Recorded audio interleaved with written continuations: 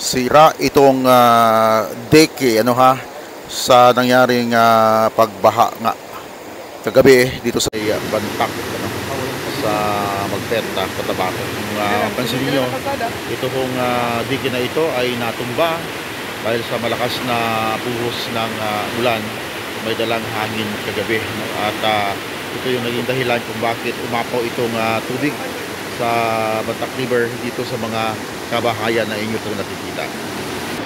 Ito yung mga residente na nabulabog kagabi, nang umapaw nga itong ilog na ito, at karamihan sa mga residente ay nananatili muna sa kanilang mga evacuation center, habang yung ilan ay nasa covered court ng barangay nagpalipas ng gabi. Kung mapansin niyo, itong kinatatayuan natin, ito sira yan, yan dyan, sira yung bahagi na yan. Pero ito yung dating daan, ito yung highway na dinadaanan ng mga residente palabas ng kanilang barangay. Pero dahil sa lakas ng agos ng tubig ay nasira ito, at tingnan naman ninyo yung dike na yan, na kinain na nga ng tubig, at nagbabadya pa ang malakas na buhos ng ulan. Sa ngayon ay umaambon dito sa ating kinalalagyan, kaya posibleng pag lumakas itong ulan na ito ay tataas na naman ang tubig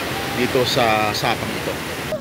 Nagsimulan nang bumuhos ang ulan dito sa aming kinalalagyan, kaya itong mga residenteng ito ay kanya-kanya din muna ang hanap ng lugar na masisilungan, at ito yung mga residenteng nagsilikas sa kanilang mga tahanan matapos nang umapaw itong ilog na ito kagabi.